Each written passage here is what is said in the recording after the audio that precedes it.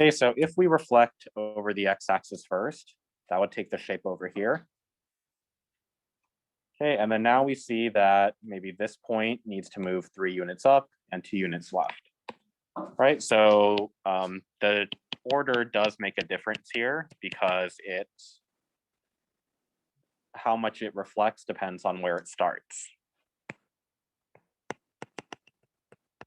Okay, so if you made a mistake on the order, make sure you mention that, you need to be careful about the order of your transformations. And that'll make it land perfectly on the shape over here. Another mistake some of you made was you took this shape and you moved it over here. Again, you always have to follow the normal convention, which is you start at the shape without the primes, without the apostrophes, and you end at the shape with the primes. Okay, so you're not allowed to move this shape onto here, and you're not even allowed to move the 2 shapes to a 3rd location. You need to move this shape onto that shape. Okay, so again, if that's a mistake you made, make sure you specify that. Okay, problem 2. So main mistake here was people did r equals 2 instead of r equals 1/2. Remember, whenever your scale factor is between 0 and 1, it's getting smaller. Okay, so from the center of dilation, which is given to you as the origin, to D, right? So instead of going up 1, right 2, you would multiply each of those by 0.5, the scale factor, or 1/2 if you're using fractions. Okay, so from the origin, you go, sorry, I did that backwards. It's up to right 1. Okay, so when you multiply each of those movements by 1/2, you get up 1, right 1/2. Okay, and then you do similar actions for the other 2 vertices.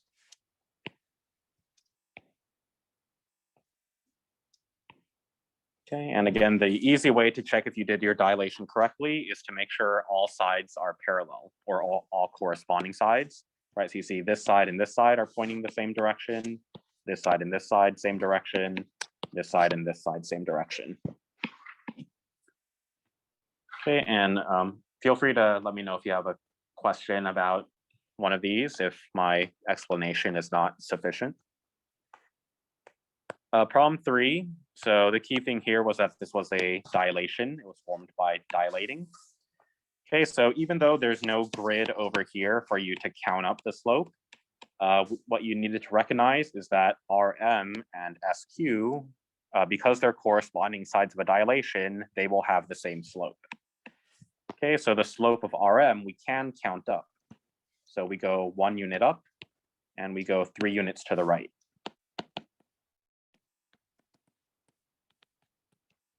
Okay, again, it's rise over run, or change in y over change in x. Okay, so then the slope of this one is just simply the same number. Okay, you do not multiply it by any sort of scale factor.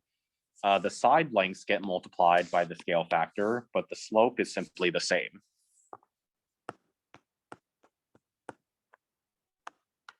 Okay, next find the center of dilation and the scale factor. So again, you needed to first recognize that the version without the primes is the original, or the pre-image, and the version with the primes is the ending version, or the image. So we can go backwards through each pair to find the center of dilation.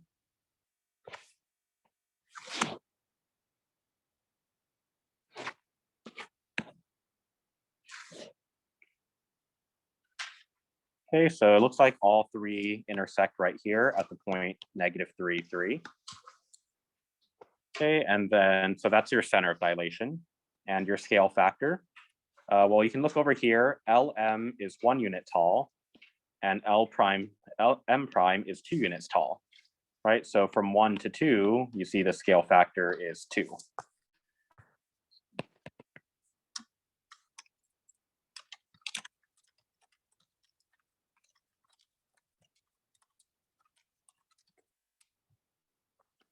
Okay, next for problem 5. So you can start in various places, but I'll start over here. So the y and the 70 degrees form a linear pair. They form a straight line, which is 180 degrees. So solving for y, we see that y would be 110 degrees. Okay, and then on the other hand, the 70 degrees and this unmarked angle over here, these are vertical angles, right? Two straight lines crossing the diagonals or the opposites are vertical angles, which are always congruent. Or you could have done the 110 and this angle add to 180, and you would also see that this would be 70. Okay, over here again, you use the fact that you've got a linear pair. Okay, so again, this is not marked with any sort of letter, so I'll just use A.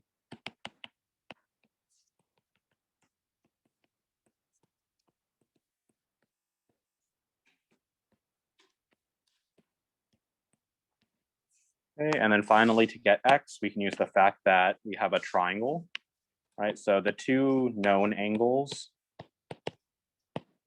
plus the unknown angle always add up to 180 degrees.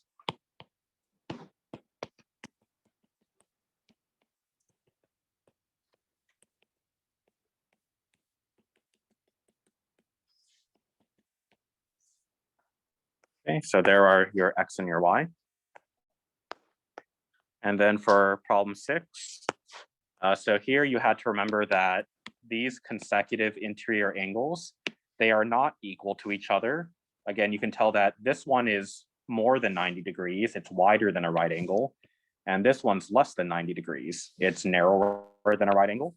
So they can't be equal to each other. So the other option is they must add up to 180 degrees.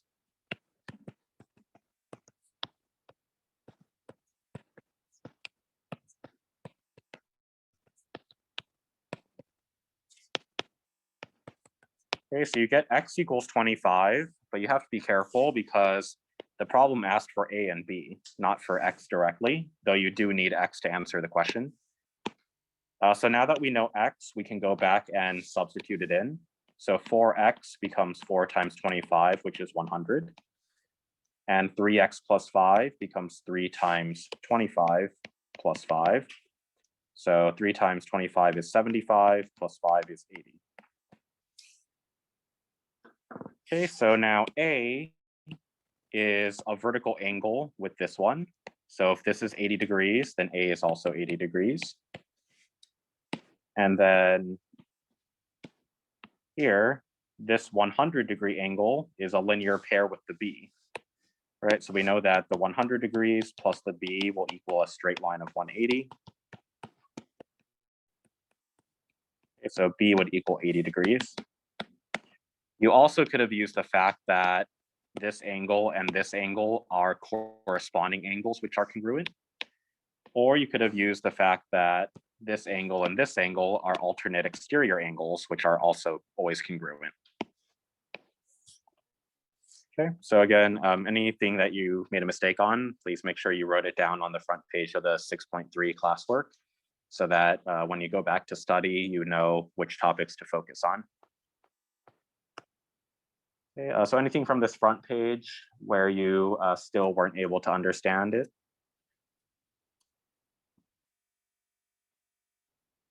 Okay, and again, this recording will be linked later in case you would like to rewatch anything where I'm going too fast. Okay, next page then. So we have 2 similar triangles, and we're given the similarity statement. So GE, the first 2 letters of this shape, those correspond to RY, the first 2 letters of this shape. Okay, so 15 times the scale factor of R equals 10.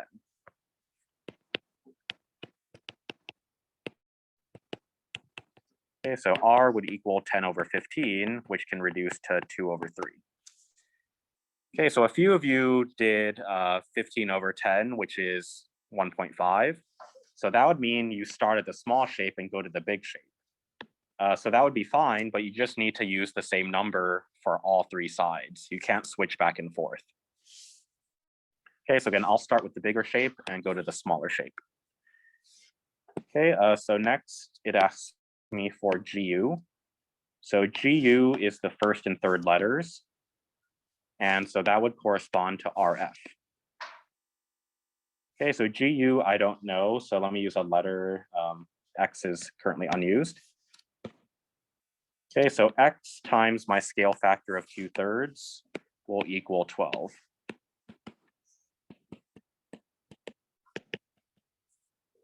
Okay, so to get the X by itself, I can divide both sides by 2/3. 12 divided by 2/3, we can rewrite division as multiplication by the reciprocal. Okay, so GU is 18 units. Now FY, so, or YF, that's the second and third letters. So that will correspond to EU over here.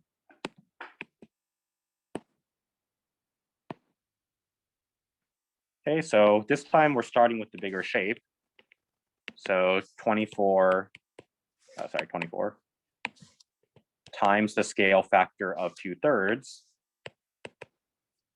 gets me to this unknown side length. So 24 times 2/3 is 48/3, which equals 16.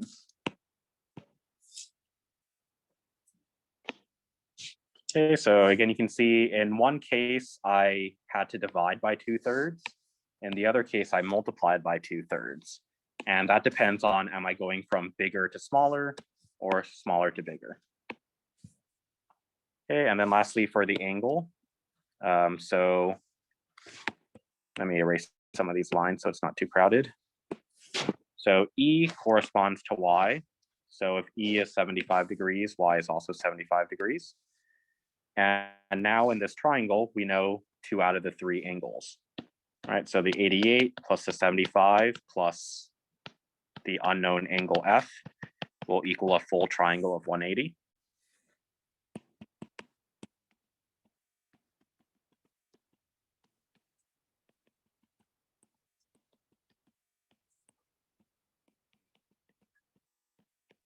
Okay.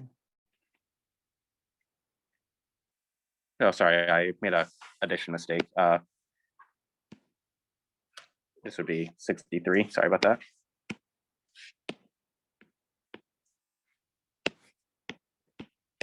Okay, so then when you subtract 163 from both sides, you see F is actually 17 degrees.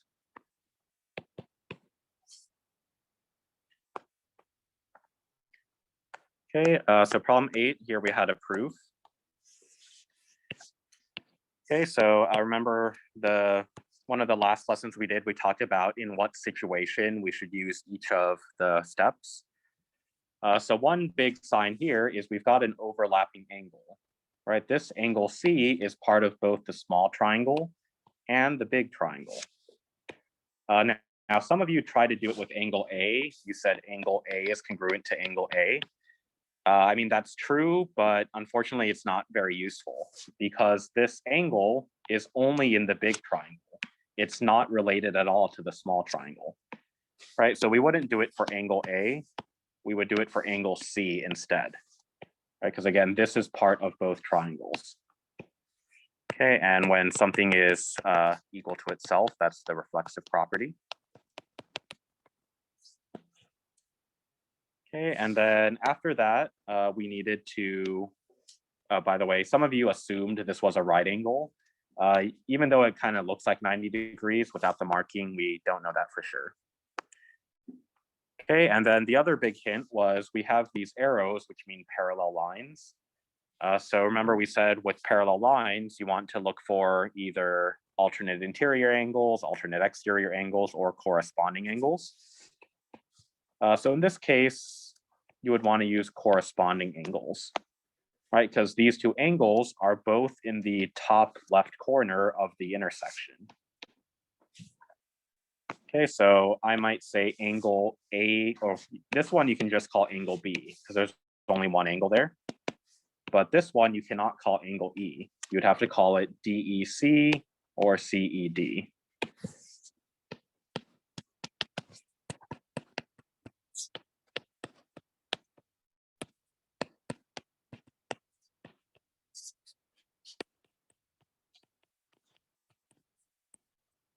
Okay, and so technically you could have also done the third pair of angles also by corresponding angles, but you only need two A's, right? Here's one pair of congruent angles, and here's a second pair of congruent angles.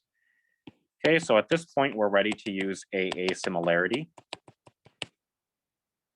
Okay, so depending on what we call the first triangle, the second triangle has to follow the same name. So if I call the big triangle ABC, that means I start at the unknown angle, I go to the angle with two markings, and then I end up at the overlapping angle.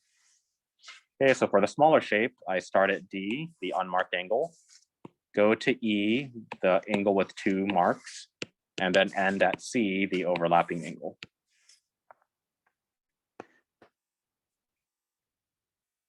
Okay, so some of you said that the parallel lines were congruent. Just looking at the shape, you should see that's not true, right? DE is definitely shorter than AB. Again, these markings just mean parallel, but two lines can be different lengths and still be parallel. Okay, problem 9. Okay, so the first thing I see is that I have two intersecting straight lines. So that's my big hint to use vertical angles.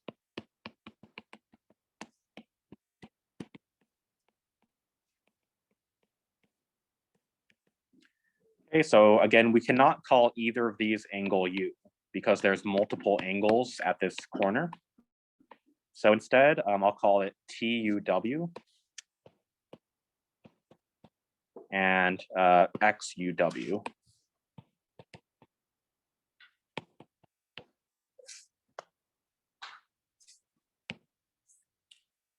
Okay, and then next we have some sides labeled.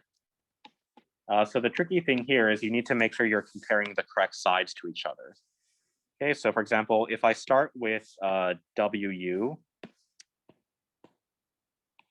so that is the shorter side of this triangle. So I need to compare it to the shorter side of the other triangle. Okay, so that would be UV.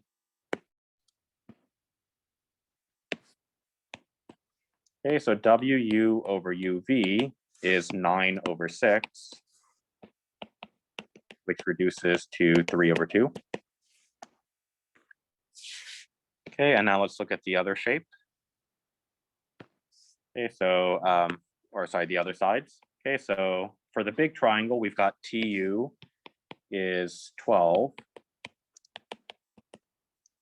And then the long side of the other triangle,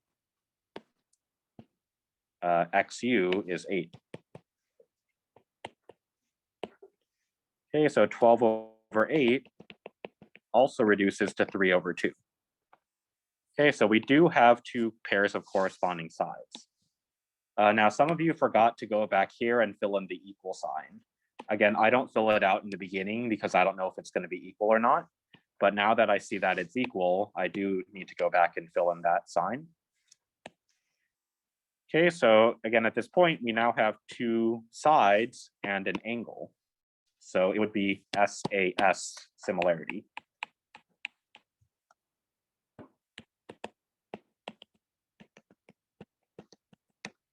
Okay, and then depending on what you called the first triangle, you would need to use a similar name for the second triangle. Okay, so if I call it TUW, that means I'm tracing the long side and then tracing the short side. Okay, so then over here it would have to be XUV.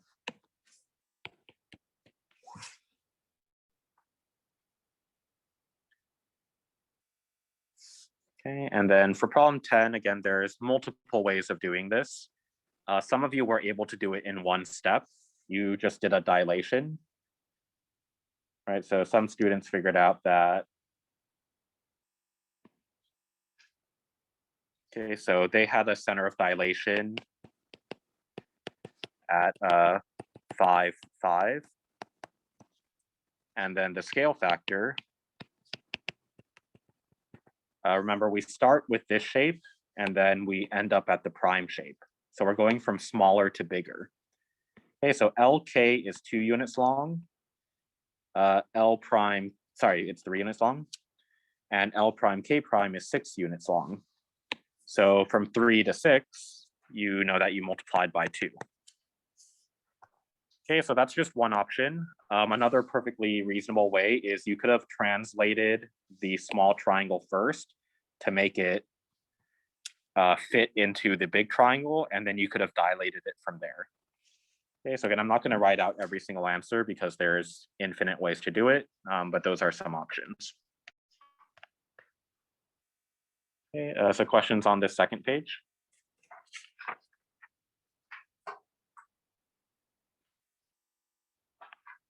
Okay, moving on then. Okay, question 11. So it says D is the midpoint of AB, so these two segments are the same length. And E is the midpoint of BC, so these two segments are the same length. AB is 12. So because D splits it into 2 equal halves, that means that each of these is 6. BE is 4, right? So just this section is 4. So we know that this and this are 2 equal halves. So this is also 4 over here. DE is 3x and AC is 5x plus 3. And the measure of angle A is 40 degrees. Right, so the first thing you should do with any problem of this type is you should label your diagram so you can visualize everything. Okay, so let's see what they ask for. AD, we already figured out, is 6 because it's half of 12. DE, okay, well, DE is given as 3x, but we need to figure out what x is. Okay, so the property we needed to remember here has to do with mid-segments. Okay, so we said that this is always half the length of this. Or stated another way, you need to double the short segment to equal the big segment. Okay, so you need to multiply the short segment of 3x by 2 to make it equal the long segment. Okay, so subtracting 5x from both sides. So we get x is 3, but remember, we're not asked for x, we're asked for this length. So 3x becomes 3 times 3, which is 9. So DE is 9. And then AC, well, again, now that we know that x is 3, we can calculate that AC would be 18.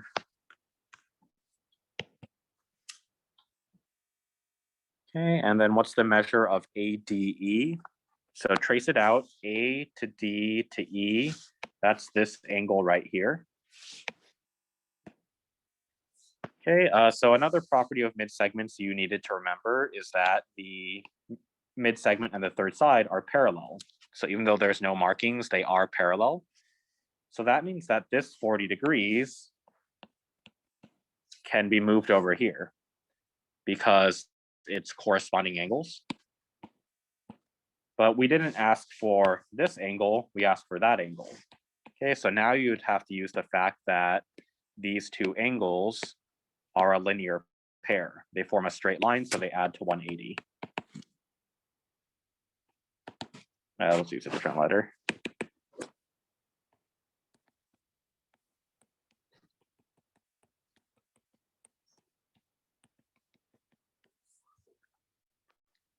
Okay, so there would be our answers to this problem. Okay, problem 12. So these were not mid-segments, right? It's clearly more than halfway down. It's closer to the bottom than the top. Okay, but again, we want to start by labeling our diagram. So Fn is 24. NH is 4. FM is 30. MN is 12. HNM is 81 degrees. And measure of angle F is 32 degrees. Okay, so there's our diagram labeled with all the information that was given to us. Okay, so to figure out mg, so let's call this x for now. Okay, so there's a couple of different ways you can do this, but you can look at, okay, so this section to this section, right, 24 to 4, that must correspond to this section versus this section, right? So you're taking the whole side of the small triangle and comparing it to sort of the leftover piece. And the same thing on this side, you're taking the whole side of the small triangle compared to just the leftover piece. Okay, so with proportions, we can cross multiply.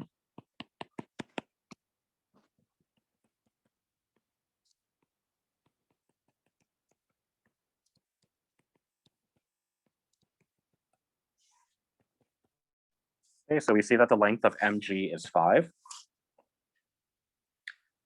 Okay, so now for the length of hg, this is a little bit trickier. Okay, so for the small triangle, we have a side of 24. And then now for the big triangle, the side length is not just 4, it's 24 plus 4 is 28. Okay, so we compare that to this bottom side of the small triangle is 12. And this side over here, what letter haven't I used yet? A. Okay, so again, because this is asking for the entire side of the big triangle, you need to compare it to the entire left side of the big triangle. Okay, so that's why we have to add the 24 and the 4 together to get 28. Okay, so this time before solving, it would help a lot to reduce. You might notice that 24 and 28 can both be divided by 4. So 24 divided by 4 is 6, 28 divided by 4 is 7. And now the numbers are a lot smaller. Okay, so we have 6 times a is 6a. And then 7 times 12 is 84. Okay, dividing both sides by 6, we get a is 14.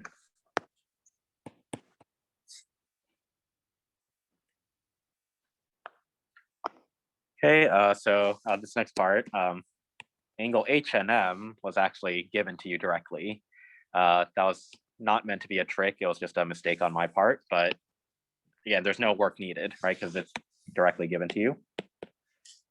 And then the other question asked was angle NMF. Okay, so N to M to F, that's this one. All right, so we could use the fact that the 81 and this angle up here form a linear pair.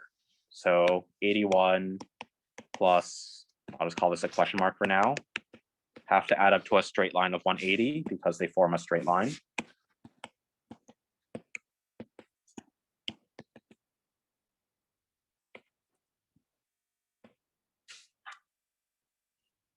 Okay, so this unknown angle was 99 degrees. And then now to get the angle we actually care about, we can use the fact that it's in this small triangle. All right, so these 3 angles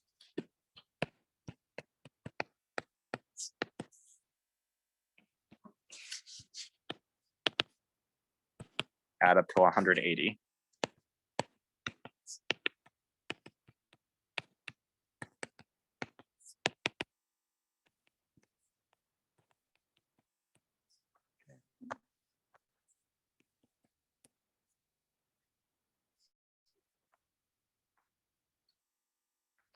All right, so here we have a rhombus. So EG, this diagonal is given as 24. FH, this other diagonal, the shorter diagonal, is given as 18. And then the measure of angle FGD so f to g to d, is given as 36 degrees. Okay, so in order to solve this, we need to remember some properties of rhombuses. One relevant property is that the diagonals bisect each other. They cut each other in half. So if this distance is 18, that means each half is half of 18, which is 9. Okay, and similarly, if the long diagonal is 24, half of that in each section is 12 and 12. Okay, and the other property we need to remember is that the diagonals of a rhombus are always perpendicular. They form a right angle. Okay, so here when they ask for EF, so I should probably actually go over here. Okay, so if we look at EF, it's part of this right triangle with the 9 and the 12. So we can use the Pythagorean theorem to figure out this distance. Okay, and notice this is the longest side, so that's why I call it C. Okay, so 9 squared plus 12 squared equals C squared.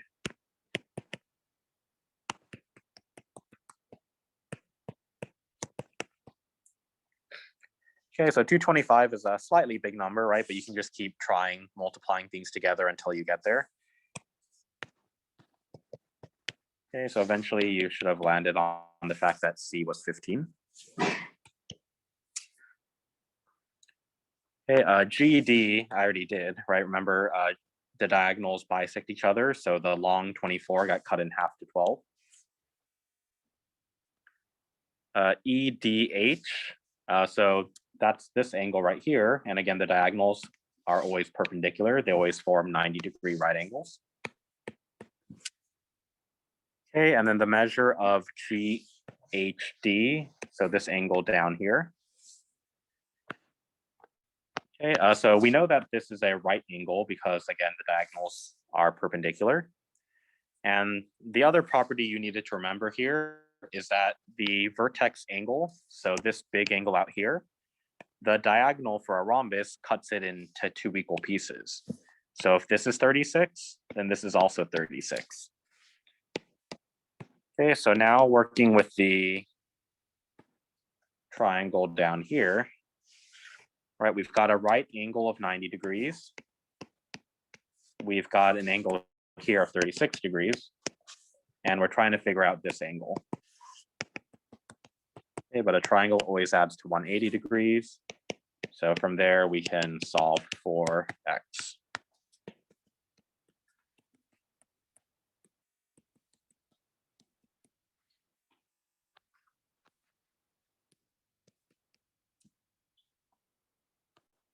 Okay, and for 14, remember my recommendation is to always just draw the shapes. Okay, so if we draw a long, skinny rectangle, let me do a little better job of that.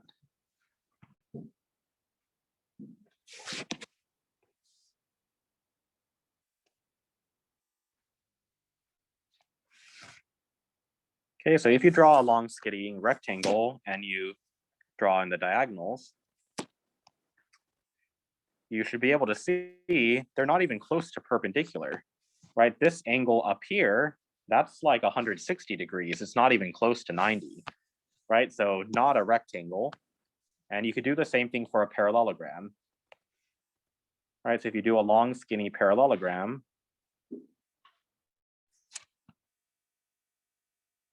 and you draw on the diagonals,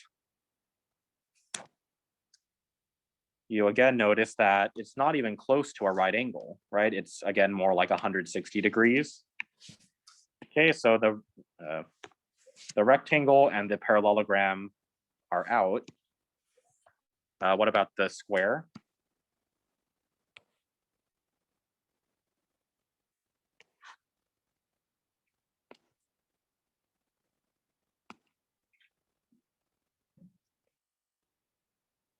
Okay, so with the square, you see it does look like a right angle, right? And you can do the same thing for a rhombus, which we actually have over here, right? The rhombus, again, you can see the 2 diagonals are perpendicular. Okay, so it was only the rhombus and square.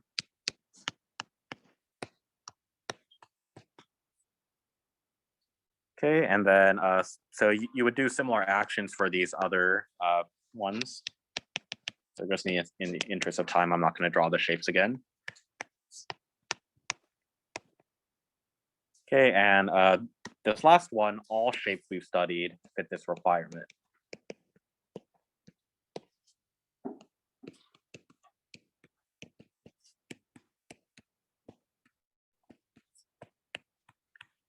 Okay, so again, there's a lot of properties and some of them only apply to certain shapes. So again, my recommendation is draw an example of each shape and see if it looks to be true. Okay, but again, you need to make sure that the shapes are very distinct from each other. So you see my rectangle doesn't even look close to a square. It's very long and skinny. Okay, so the topic of this one I would probably say is like parallelogram properties. Okay, so if that's something you missed, that's something you would know you would want to review. So questions on this third page?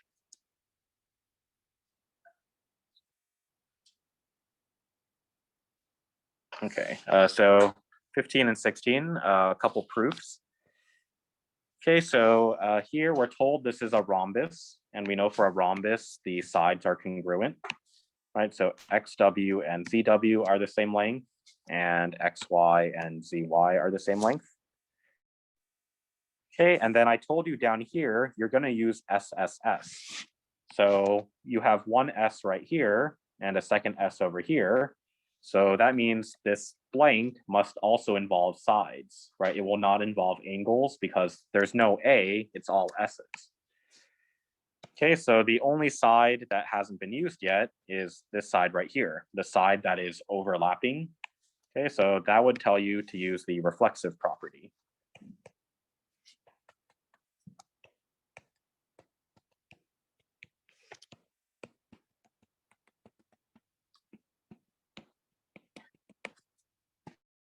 Okay, and right, that's your third S.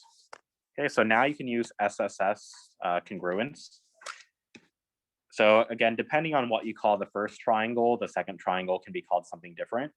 So if we call the first triangle WXY, that means I'm going along the two outside legs, right? I am not tracing the long diagonal. So I could call the other one WZY or YZW. Either one is fine.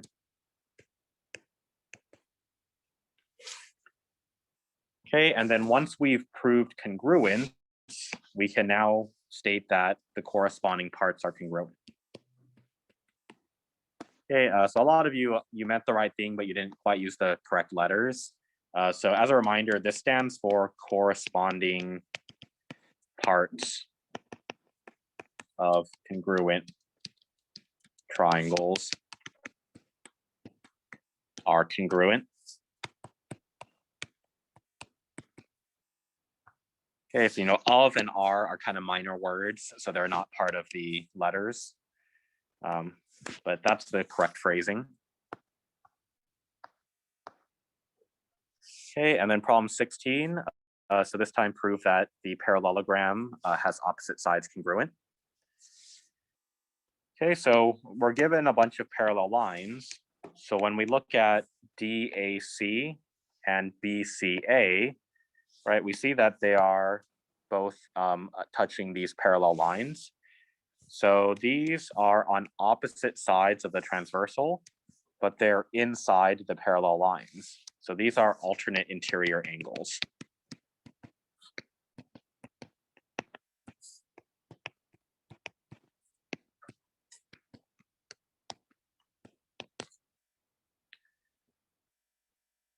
Okay, so they actually gave you two pairs of angles. They also said that DCA is congruent to BAC for the same reason.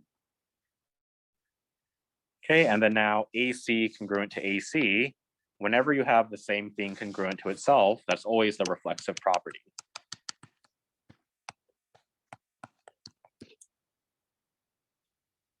Okay, so we have an angle congruence here, another angle congruence over here, and a side congruence over here.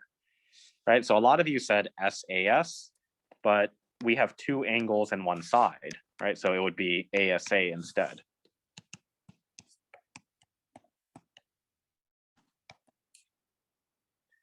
Okay, and then lastly, again, once you prove congruence, the main purpose of proving congruence is so that you can use CPCTC.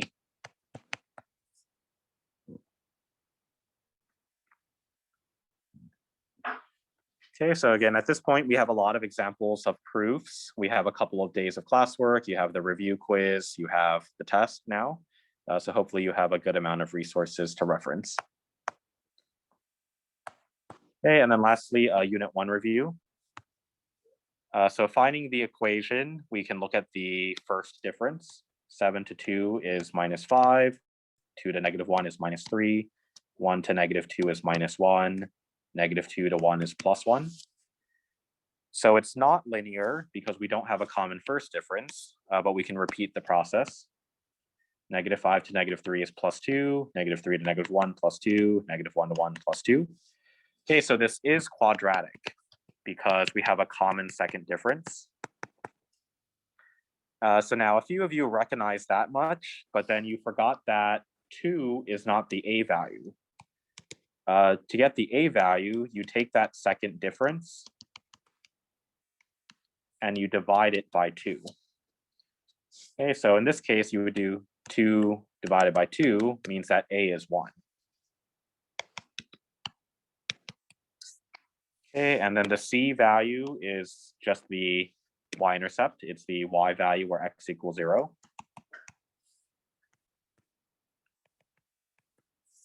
Okay, so at this point we know A and C, but we need to know B. So remember, my recommendation is always to take the point where x is 1. Okay, so this tells us that when x is 1, y equals -2. So let's plug that in up here. So I'm going to replace both x's with 1s and the y with -2. Okay, so now we simplify. 1 squared is still 1. And now anything times 1 stays the same. Okay, and then over here we have 1 minus 1, which is 0. Okay, so B then is just -2. So putting it all together, we had y equals 1x squared, but the 1 is not necessary. And then plus bx, the b gets replaced with -2. And then c we saw was -1. Okay, so there would have been your equation. 18, vertex, focus, and directrix. So in order to find the vertex, we would probably want to start with the axis of symmetry. So B is 6, and A is 1.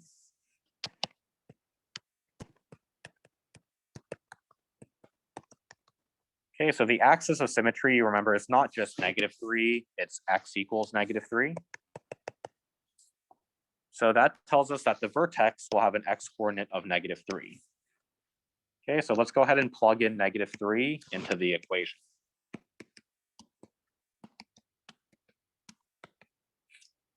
-3 squared, -3 times another -3 is +9. 6 times -3 is -18, -3 at the end. And 9 minus 18 is -9, -3 is -12. So a lot of you got here, but then you, I guess, forgot about the minus sign. So you use +12 instead of -12. So just make sure you're careful about that. Okay, so the vertex then, the x coordinate is -3, and the y coordinate is -12. Okay, and so now the vertex and can be used to find the focus and the directrix. So the focus, well, this function, the a value we said was +1. So that means that the parabola opens upward. Okay, so when it opens upward, the focus, which has to be inside, will be above it. Okay, so from the vertex, we're going to go upward to hit the focus. And the calculation we need is absolute value of 1/4a. And a, again, is 1. Okay, so we get 0.25. And then since we are going upward, we add. Okay, so you just add to the y coordinate. Okay, so the focus would be -3, -11.75. Again, the focus is a point, just like the vertex, so it's x, y. The directrix is always outside the parabola, so the directrix is always downward. So to go downward, in this case, you would subtract. So from the vertex's y value of -12, now you go downward another 0.25. Okay, and unlike the vertex and the focus, the directrix is a line. So it's always y equals the value for this class.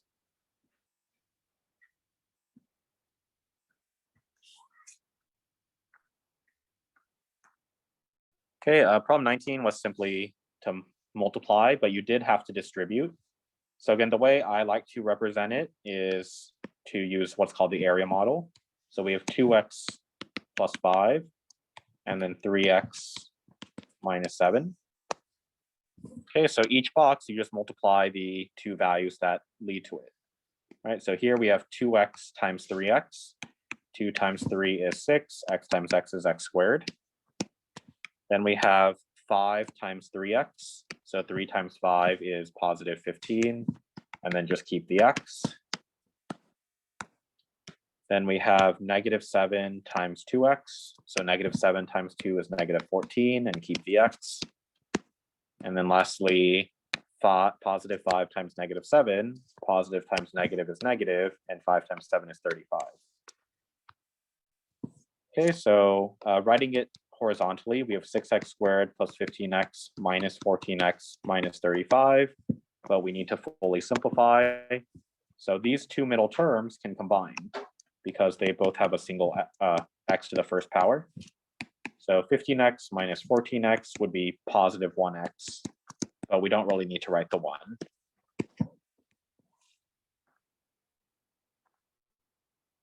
Okay, and then lastly, problem 20. So find the axis of symmetry, right? So that's the same thing we did up here.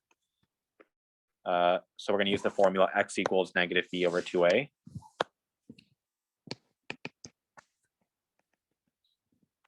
Okay, so AOS, axis of symmetry.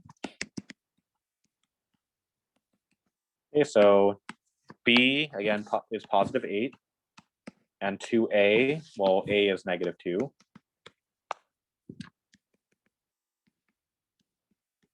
Okay, so -8 over -4, negative divided by negative equals a positive. So again, if you just wrote 2, that is not an axis, that's just a number. You have to write x equals 2. Okay, and now the length of the lattice rectum. That formula is absolute value of 1/a. Okay, so because it's a length, it cannot be negative, which is why we need the absolute value. Okay, so absolute value of 1/2 becomes positive 1/2. So half a unit or 0.5 units would be fine. Okay, so again, hopefully you view this as a learning opportunity, and any mistakes that you may have made, you have some time to study for them. And again, I'll let you know when your retake opportunity is going to be. Okay, so questions about anything?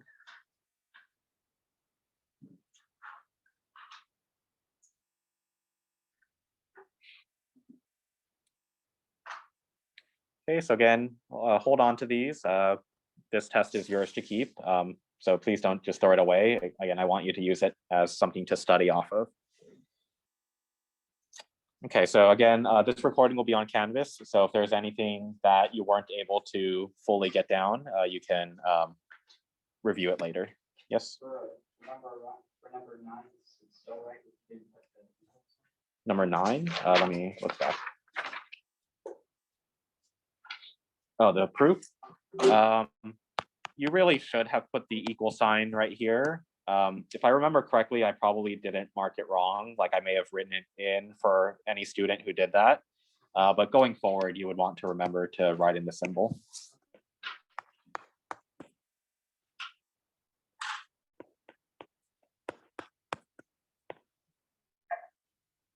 Okay, so the retake, I would, if you do the retake, my policy is it replaces your original score. So, it's not something you want to sign up for if you aren't going to study for it, because then you'll probably do worse. So the retake would replace. Okay, so let's go ahead and look at our the next page, I guess, which is the 6.3 classwork.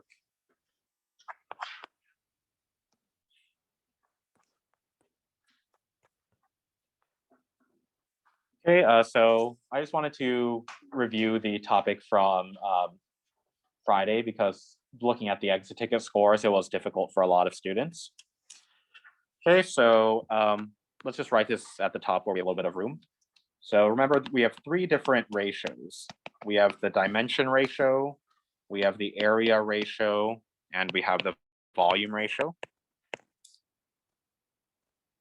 Okay, so we can switch back and forth between these 3 things, but they are not going to be equal to each other. They're all going to be a little bit different. So remember, dimension is a single distance. So that could be a length, a height, a radius. So we usually call the dimension m over n.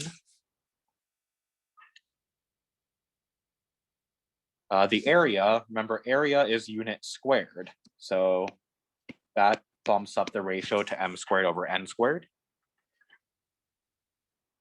And then the volume, volume is 3-dimensional. The units are cubed, so that gets bumped up to m cubed over n cubed.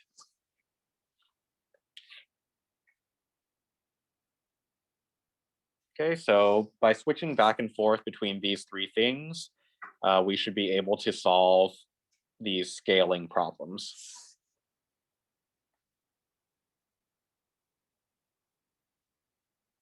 Okay, so if we look at problem 1 together, we're first told that 2 similar rectangles have lengths in the ratio of 5:3.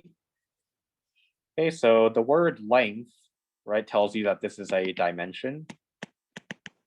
So the ratio 5:3 will then represent m over n.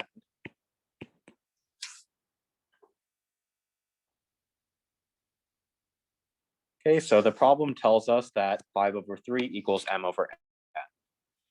And now the first question is the ratio of the areas.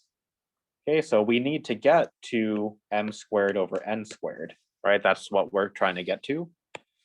So we need to alter the given information to get there. Okay, so we see that to get from m to m squared, we would have to square, and same thing with the n. Okay, so we want to square the m over n. So because it's an equation, we also need to square over here. Okay, so 5 squared, 5 times 5 is 25. 3 squared, 3 times 3 is 9. Okay, so the ratio of the areas is 25 to 9. Okay, and then now how do you use the ratio to find new values? Okay, so again, we're using the area ratio, right, because this problem is about area. Okay, so we have 25 to 9. Okay, and so it seems obvious, but 25 is the bigger number, right? And 9 is the smaller number. Okay, so now here it says that the smaller rectangle has area of 18. Okay, so for this type of problem, you always set up a proportion, which is one fraction equal to another fraction. So the question is, where should we put the 18? Should the 18 go up here, or should the 18 go down here? Well, in this case, the 18 represents the smaller rectangle. So since I wrote the smaller value in the denominator, the 18 will also go in the denominator, right? Because it's the smaller shape.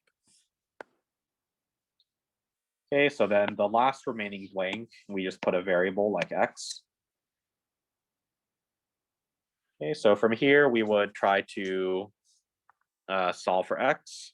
So you could cross multiply, again, that always works. So we have 9 times x equals 25 times 18.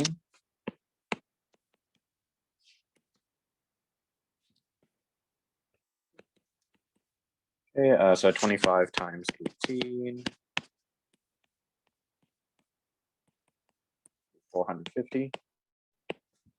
And then divide both sides by that coefficient of 9. Okay, so we get x is 50, and then we just want to keep the same units.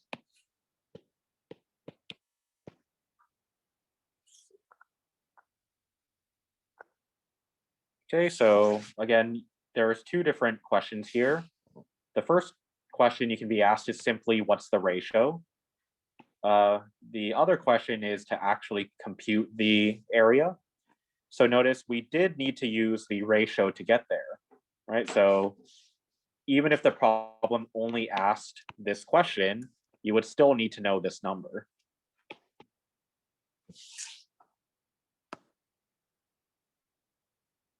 Okay, so questions there? If not, go ahead and try problem 2 next to it. So it's similar, but not exactly the same. Okay, so I'll give you guys a couple of minutes to hopefully work on this.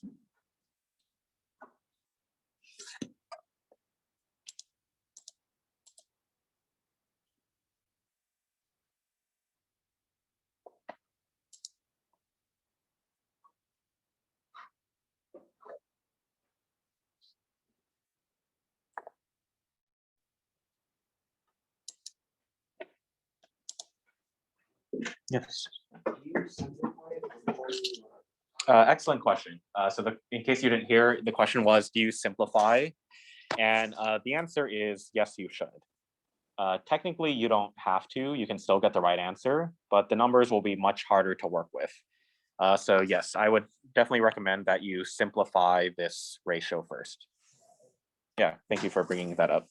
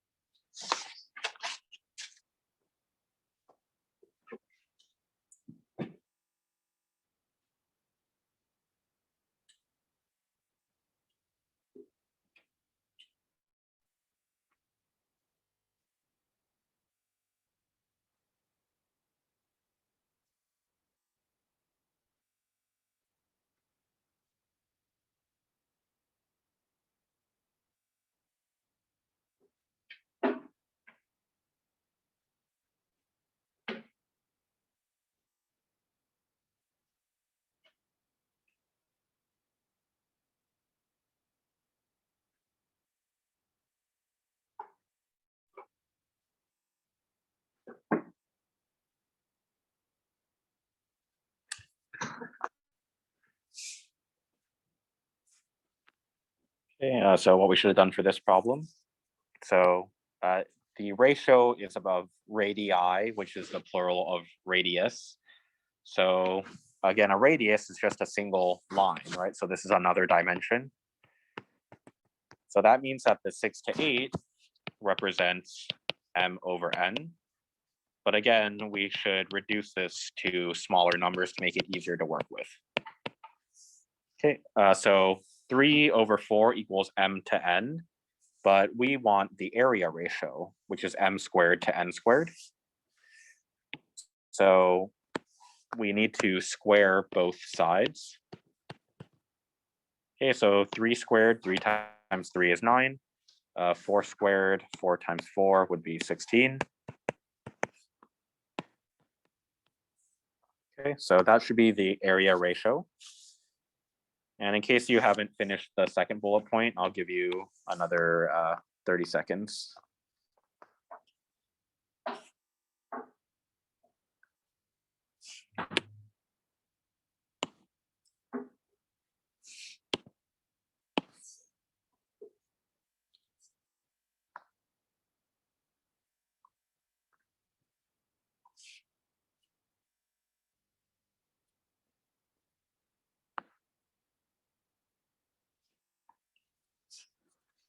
Okay, so here we're working with areas, right? So we want to use the area ratio that we just figured out. And again, it seems obvious, but 19 is the smaller number and 16 is the bigger number. Okay, and we write that so that we can fill out the other side correctly. Okay, so it says the larger circle has an area of 48 pi inches squared. So I mean, the larger shape would be the bigger one, right? So the 48 pi should go in the denominator because the bigger shape is in the denominator of both.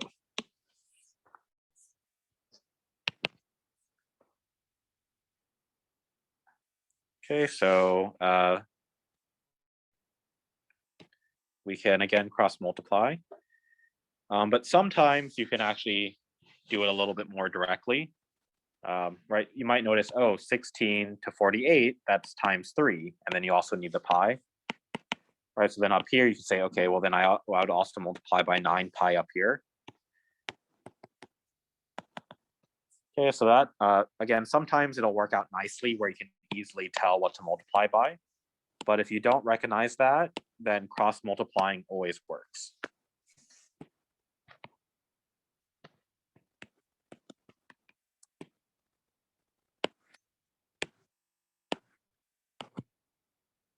Okay, don't forget the pi.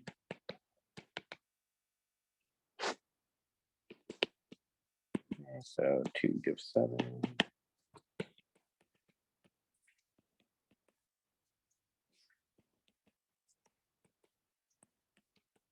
Okay, so again, this pi in the numerator does not get canceled out, so it's still there.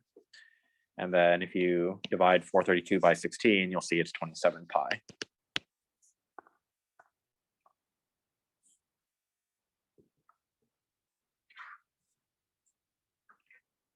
Okay. So looking at problem 3. So this one, this time they give you the area ratio, right? So that means that this is m squared to n squared. So this time I told you the ratio, like sort of in words, 36 to 25, but you can always convert that to a fraction. You just put the first thing in the numerator and the second thing in the denominator.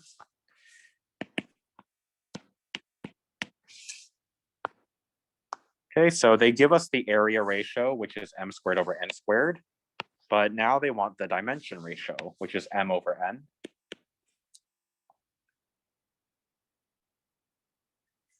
Okay, so in order to get from m squared to m, we would need to square root it. Okay, and same thing over here.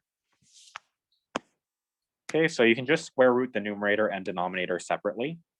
So the square root of 36, the number that times itself equals 36 is 6. And square root of 25, the number that times itself equals 25 is 5. Okay, so the ratio of their dimensions is m to n. which is 6 to 5. Okay, and then so now for this problem, the second bullet point, the question you want to ask yourself is, am I going to use the 36 to 25 or am I going to use the 6 to 5? Right, so we look at, are we doing a dimension or are we doing an area? This problem is talking about heights. Okay, so heights are simply dimensions. So we're going to use m over n.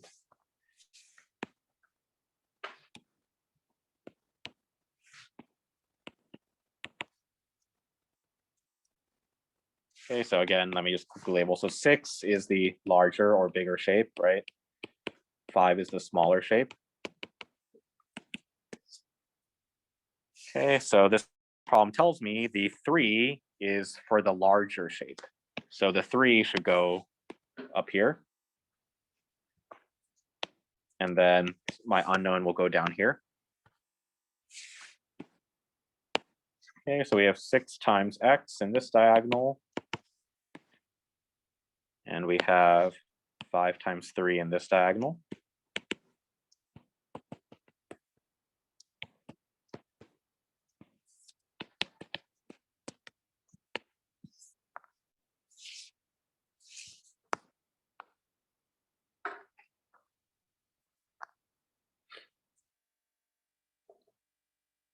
Okay, and so let me do one with a volume. So problem 4. Okay, so 2 spheres have diameters of in the ratio of 3 to 2. So remember, diameter is just a single length. So this is our dimension. Okay, so 3 to 2 then is m over n.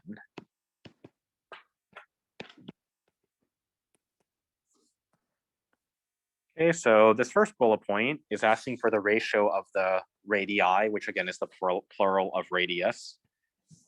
Okay, so if we're looking at radii, we ask ourselves, is that a dimension, an area, or a volume? Right, so depending on which one of the three it is, that will answer your question. So our radius is just a dimension. Okay, so for this first bullet point, no math is necessary, right? Because we started with m over n, and this question asks us for m over n, right? So this first one is simply still 3 to 2. Okay, but now when they ask what's the ratio of their volumes, here we want to remember that the volume ratio is m cubed over n cubed.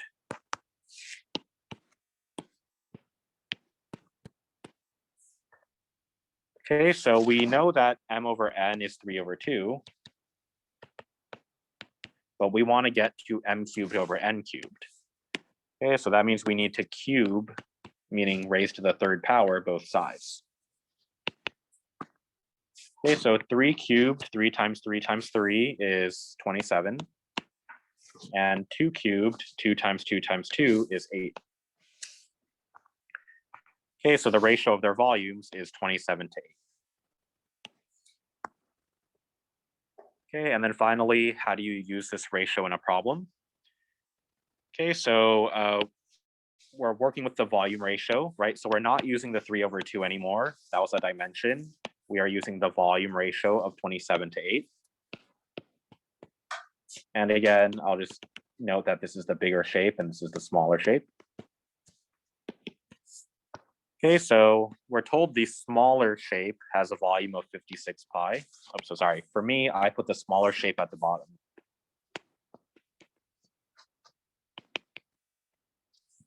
Okay, and I want to find the volume of the larger or the bigger shape. Okay, and again, from here, I would solve this proportion by cross multiplying.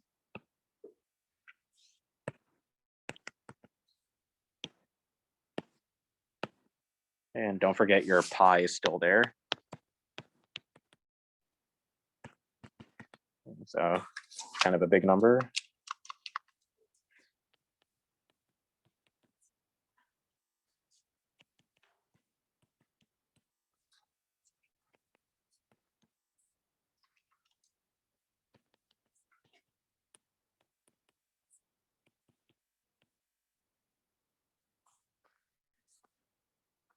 Okay, so there would be your answer.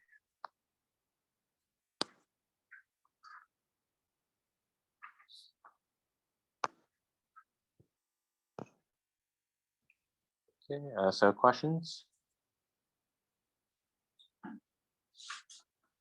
Okay, so for today's lesson, rather than making a separate exit ticket and homework, I'm just asking you to complete these problems. So you have about 8 minutes right now to work, and then anything you're not able to finish in those 8 minutes, I'll ask you to complete for homework. Okay, so there's only one thing you need to complete, upload today, which is this worksheet. Okay, so please use this time wisely. So if you get stuck, you can ask for help.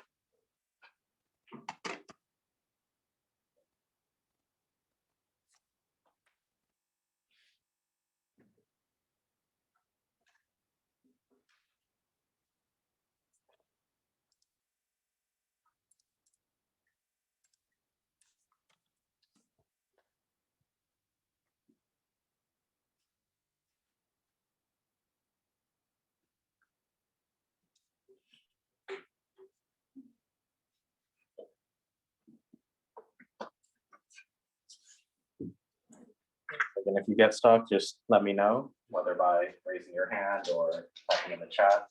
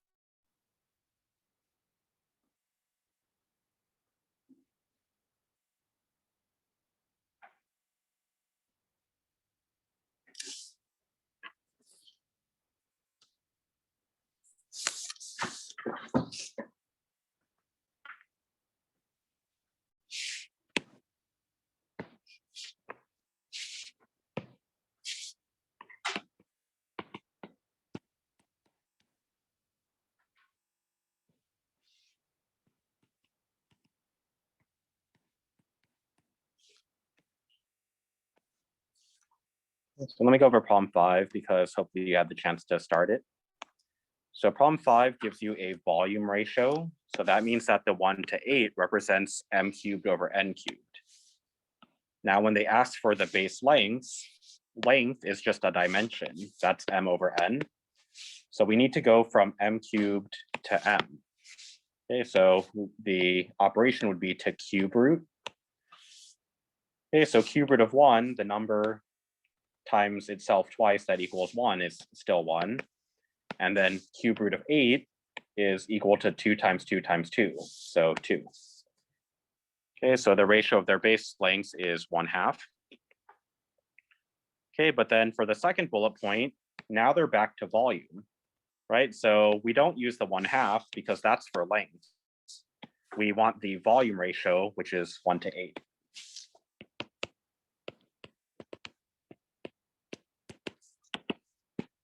Okay, and then a smaller pyramid is 16. All right, so that would be your setup for this problem.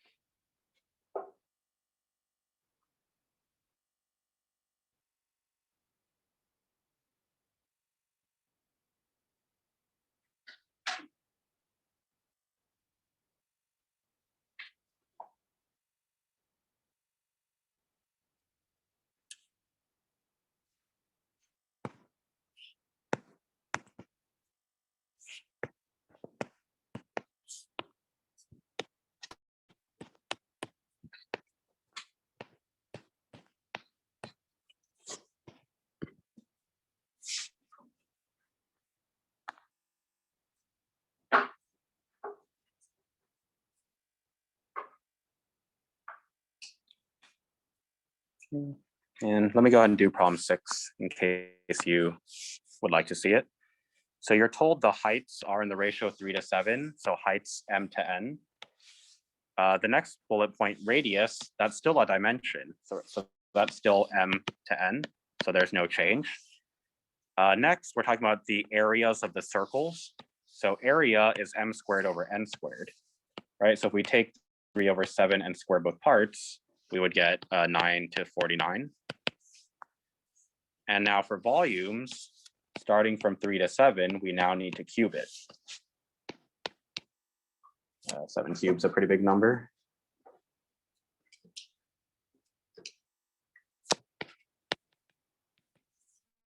Okay, and then the last bullet point is back to asking about area, right? So you would go back to the area ratio.